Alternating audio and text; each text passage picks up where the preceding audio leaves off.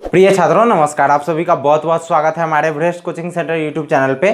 छात्रों तो आज का हमारा टॉपिक है यानी कि समीकरण, ठीक है। और समीकरण में जो हम आपको पहले दो टाइप बता चुके हैं, यानी कि प्रतिस्थापन विधि और यानी कि लुप्तीकरण विधि, विलोपन विधि। आज मेरा जो है ब्रज गुणन विधि, ठीक है। आज जो हम आपको बताने जाने वाले हैं ब्रज गुणन विधि, ठीक है। ब्रज गुणन विधि इसका काफ़ी इंपॉर्टेंसी होता है यह कि आपको क्लास 10 में जो पूछा जाता है, अगर समीकरण पूछा जाएगा तो डायरेक्ट ब्रज गुणन विधि से पूछा जाएगा। दूसरा समीकरण आपसे जल्दी नहीं पूछा जाता है। अभी तक जितने बार भी एग्जाम में पूछे गए हैं ब्रज गुणन विधि, ठीक है। तो आपको यह बनाने से पहले आपको हम बताना चाहते हैं कि आप इस वीडियो को अंत तक देखिएगा ताकि आपको ब्रज गुणन विधि से कोई भी प्रॉब्लम ना बचे, ठीक है। और वीडियो अच्छा लग जाए तो जरूर लाइक कर दीजिएगा। चैनल को इसलिए सब्सक्राइब कर लीजिए क्योंकि आपको इस प्रकार का वीडियो आपको इस चैनल पे देखने को मिलेंगे। अगर प्रतिस्थापन विधि और विलोपन विधि का आपने वीडियो नहीं देखा है तो हम आई बटन में भी लिंक दे देंगे और डिस्क्रिप्शन में भी उसका लिंक दे देंगे, आप उसको जरूर देख लीजिएगा, ठीक है। तो चलिए अभी जानते हैं ब्रज गुणन विधि।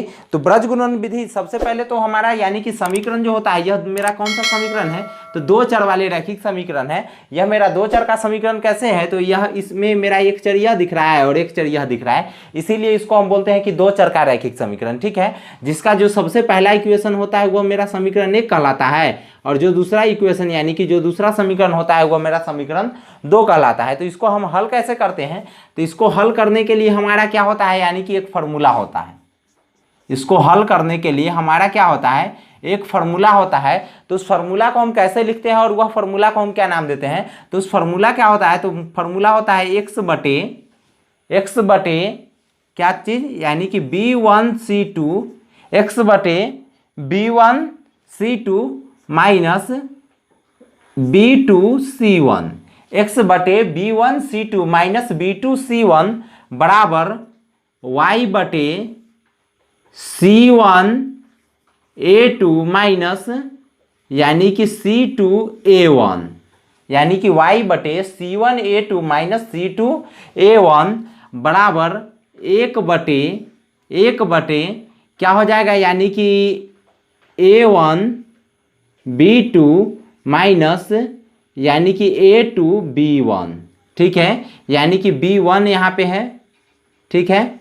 आप यहाँ पे ध्यान से देखिए कि क्या है, इसका फार्मूला क्या होता है, ब्रज गुणन विधि का यह फार्मूला हो गया कि x बटे B1C2 माइनस B2C1 बराबर y बटे C1A2 माइनस C2A1 बराबर एक बटे A1 B2 minus A2 B1, ठीक है, A2 B1। अब इसमें जो है B1C2 B2C1 C1A2 C2A1 A1 B2 A2 B1, या अब इसमें से हम कहाँ से लाएंगे, ठीक है। अब इसमें से हम कहाँ से लाएंगे, तो चलिए इसके बारे में हम आपको यह समीकरण को हल करके दिखाते हैं कि यह इस समीकरण को हम कैसे हल करेंगे और कैसे इसको हम बनाएंगे जो मेरा A1 B2 और C1 C2 चाहे A2 A1 ये सब आ जाए, ठीक है।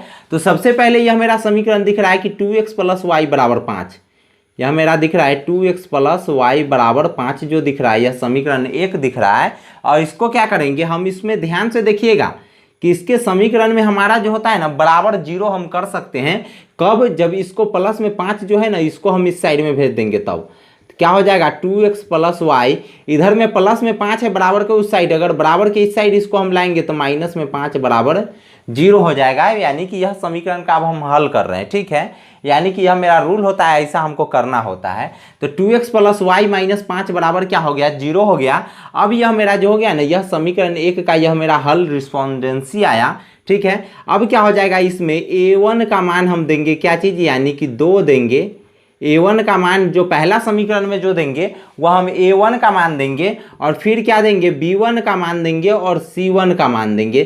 तो B1 का मान क्या हो जाएगा, तो मेरा y वाला हो जाएगा। तो y के साथ जब कोई भी अंक गुना नहीं होगा ना, चाहे कहीं भी बीच वाले के साथ चाहे किसी भी, इसके साथ ही केवल अगर x रहता तो उसके जगह पे हम क्या लिख देते, 1 लिख देते, ठीक है। उसके जगह पे हम क्या लिख देंगे, 1 लिख देंगे। और C1 के जगह पे भी क्या लिख देंगे, यानी कि माइनस में 5 है तो यहाँ प्लस माइनस को भी लेकर चलेंगे। तो यहाँ पे -5 है तो यहाँ पे हम क्या लिखेंगे, -5। C1 का मान कितना हो गया, -5। अब देखिए दूसर का समीकरण को अब हम लिखेंगे, क्या हो जाएगा दूसर का समीकरण, 3x प्लस 2y बराबर 8 है ना। तो क्या हो जाएगा, इसको हम बराबर 8 है इसको हम इधर ले आएंगे, क्या हो जाएगा 3x प्लस 2y माइनस 8 बराबर 0, यानी कि बराबर में 8 था ये बराबर वाला 8 इधर में आ गया तो माइनस में 8 आ गया। ठीक है, अब क्या हो जाएगा, A1 B1 और C1 का मान आ गया ना, तब इसको हम क्या निकाल देंगे, A2 बराबर ये जो फर्स्ट वाला है वो हो जाएगा मेरा, और B2 बराबर क्या हो जाएगा, यानी कि 2 है तो यहाँ पर 2 हो जाएगा, और C2 बराबर क्या हो जाएगा, -8 है तो -8 हो जाएगा। इस बात को ध्यान से समझिए, जो पहला समीकरण का को जो हल करेंगे ना, तो इसको बराबर में अगर हमारा दिया रहेगा तो उस बराबर को हम इस साइड में ले आएंगे, यानी कि एक ही साइड में तीनों को ले आएंगे और A1 B1 और C1 निकाल देंगे, और फिर क्या है, यानी कि दूसरा का समीकरण जो है ना मेरा, यानी कि उसको हम क्या निकाल देंगे, A2 और B2 और C2 निकाल देंगे। ठीक है, इस प्रकार से मेरा यानी कि दोनों निकल जाएगा। अब क्या करेंगे कि अब हमारा जो यह जो आता है तो इसको हम फार्मूला के ऊपर बैठा देंगे। अब इसको तीनों फार्मूला के ऊपर में हम इसको बैठा देंगे। अब कैसे बैठाएंगे इसको देखिए, तो सबसे पहले ऊपर x दिया हुआ है ना, तो यहाँ पे भी हम क्या लिखेंगे, यानी कि x लिखेंगे और बटे लिख देंगे। क्या कहा है कि B1 C2, तो B1 और C2 का मान, यानी कि B1 गुना C2 इंटू, इसके बीच में कुछ नहीं है तो इसका मतलब इंटू है, और इंटू का मतलब होता है मेरा गुना। तो B1 C2 है ना, तो B1 का मान कितना हो जाएगा, यानी कि B1 का मान 1 है तो यहाँ पर हम सबसे पहले 1 लिखेंगे, और गुना C2, यानी कि इंटू में C2 है तो C2 का मान मेरा कितना हो जाएगा, -8, तो यहाँ पर हम क्या लिख देंगे, -8। ठीक है, यानी कि -8, फिर क्या है माइनस में, तो यहाँ पर हम माइनस दे देंगे। फिर क्या कहा है मेरा फार्मूला कि B2 C1, B2 का मान कितना है, 2 है, तो यहाँ पर हम लिखेंगे 2 गुना, यानी कि इंटू में है इसका मतलब कुछ नहीं, इसका मतलब इंटू है, इसको हम गुना दे सकते हैं। क्या हो जाएगा, B2 का 2 मान है तो 2 लिख दिए, और B2 क्या है, C1 है ना, तो C1 का मान कितना है, -5, यहाँ पे हम लिख देंगे -5। फिर बराबर है तो बराबर हम दे दिए। बराबर के बाद मेरा क्या कहा है कि यानी कि y बटे क्या है, C1 A2, तो C1 का मान मेरा कितना है, C1 का मान -5 है, तो यहाँ पर कितना हो जाएगा, -5 C1 गुना A2 का मान मेरा कितना है, तो A2 का मान मेरा कितना है, 3 है, तो यहाँ पर -5 गुना 3, फिर माइनस है बीच में तो यानी कि माइनस दे दिए। फिर क्या है C2 A1, तो C2 का मान कितना है, -8, तो यहाँ पर दीजिए -8, और गुना C2 गुना A1 मेरा कितना कह रहा है, तो A1 का मान हम यहाँ पे लिखे हुए हैं, 2 लिखे हुए हैं, तो यहाँ पर 2 हो जाएगा। फिर बराबर देंगे, फिर बराबर दे करके मेरा क्या कहा है कि 1 बटे A1 B2 minus A2 B1। इस फॉर्मूला को ध्यान से आप कॉपी में नोटबुक में लिख लीजिएगा, और उसके बाद इसको याद भी कर लेना, आपको उतना ही जरूरी बनता है। ठीक है, तो 1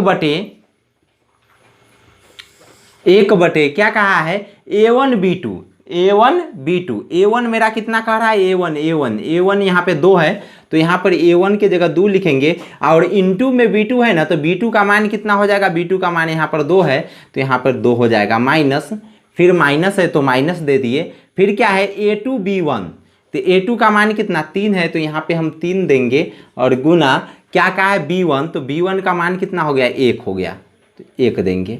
अब क्या है, इसको हम जोड़ घटाव पहले कर लेते हैं, जोड़ घटाव गुना का काम जिसका जो होने वाला है। क्या हो जाएगा, x बटे, यहाँ पर देखिए 8 एकम, यानी कि यहाँ पर ध्यान से देखने की जरूरत है। क्या हो जाएगा, प्लस यहाँ पर है कुछ नहीं है तो प्लस माइनस क्या हो जाएगा, माइनस 8 एकम कितना 8, फिर क्या है -2 और गुना -5, माइनस माइनस क्या हो जाएगा प्लस, 5 दूनी कितना 10। कब प्लस लिखे हैं, क्योंकि यहाँ भी -2 से गुना हो रहा है, क्या चीज़ में, माइनस में 5 में गुना हो रहा है, इसीलिए माइनस माइनस क्या हो गया प्लस, यानी कि प्लस में 10 हो गया।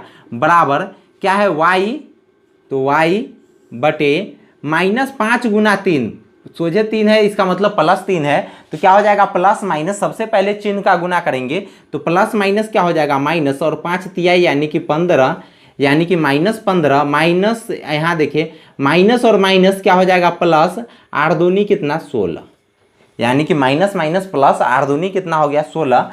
बराबर क्या हो गया 1 बटे 2 दूना कितना हो गया 4 माइनस 3 एकम 3। क्या हो रहा है कि 1 बटे 4 माइनस 3। अब क्या होगा, इसको जोड़ घटाव कर दीजिए। सबसे पहले क्या हो जाएगा, x बटे, यहाँ पर देखिए माइनस में 8 है और प्लस में 10 है, माइनस में 8 है और प्लस में 10 है, तो क्या हो जाएगा, यानी कि प्लस वाला में से माइनस वाला हमेशा घट जाएगा, प्लस वाला में से माइनस वाला हमेशा घट जाएगा। तो जब 10 में से 8 घटेगा तो कितना बचेगा, यानी कि 2 बचेगा, प्लस में 2 बचेगा, क्योंकि 10 वाला ज़्यादा है। ठीक है, ज़्यादा जो रहेगा उसी का यहाँ पे चिन्ह लिखाएगा। ठीक है, प्लस वाला ज़्यादा है इसीलिए प्लस वाला का चिन्ह लिखे।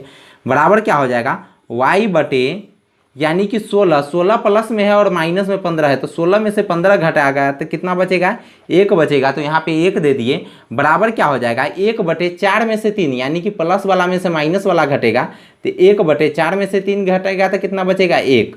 अब देखिए अगला मेरा क्या है और अगला मेरा कैसे बनेगा। तो सबसे पहले x/2 आया है बराबर y/1 बराबर 1/1। अब इसको कैसे निकालेंगे, तो सबसे पहले x/2 है ना, तो इसको हम बराबर करेंगे 1/1 का। कैसे करेंगे, तो यहाँ पर देखिए यानी कि क्या कहा है, x/2 बराबर यानी कि 1/1। अब ठीक है, यानी कि सबसे पहले x/2 को बराबर करेंगे किसके, 1/1 के, फिर y/1 को बराबर करेंगे 1/1 के, फिर क्या करेंगे, यानी कि थोड़ा सा स्पेस जगह खाली ले लेते हैं, यानी कि y/1 को बराबर किसके करेंगे, 1/1 को। अब देखिए x का मान कैसे निकालेंगे और y का मान, समीकरण में मेरा क्या यानी कि कहनाम रहता है, यानी कि x का मान हमको निकाल देना है और y का मान निकाल देना है। तो x का मान हम कैसे निकालेंगे, तो इसका तिरछा गुना करेंगे, यानी कि कैंची का गुना करेंगे। तो x में 1 का गुना हो जाएगा, तो x एकम x बराबर 2 एकम कितना हो जाएगा, 2। x का मान कितना आ गया, 2 आ गया, यही इसका आंसर x का मान रह गया। और फिर इसका क्या है, इसको भी कैंची का गुना करेंगे और फिर y में 1 का गुना करेंगे तो कितना आ गया, यानी कि y, और फिर 1 एकम कितना आ गया, 1, तो y का मान कितना आ गया, 1। इस प्रकार मेरा ब्रज गुणज विधि का यह यानी कि आंसर आ गया x बराबर 2 और y बराबर 1। इसका फाइनली आंसर आ गया। अगर ब्रज गुणज विधि से अगर आपको किसी भी प्रकार का प्रॉब्लम है तो आप क्या कीजिए, सबसे पहले तो इसको एक बार बैक करके यानी कि फिर से पीछे करके और इसको अच्छी तरीके से इस वीडियो को देख लीजिए, ठीक है। और इसके लिए आप क्या कीजिए, एक एग्जाम्पल देते हैं, उसका आप हमें बना करके जरूर कमेंट कीजिए, ताकि हमको भी पता चले जो आप बनाए हैं वह कितना प्रतिशत सही है और समझे भी है या नहीं, ठीक है। तो यानी कि सबसे पहले यहाँ पर एग्जाम्पल देते हैं, क्या चीज़, 2x + 3y बराबर 4, यानी कि 2x - 3y बराबर 8, ठीक है। यानी कि इसका x और y का मान दोनों निकाल करके आप हमें यानी कि कमेंट बॉक्स के माध्यम से जरूर कमेंट कीजिए, ताकि हमको भी पता चले कि आपको जो है इसको से बनाने से कितना प्रतिशत हद तक फायदा हुआ है। तो चलिए फिर मिलते हैं नेक्स्ट वीडियो में, तब तक के लिए धन्यवाद, जय हिंद।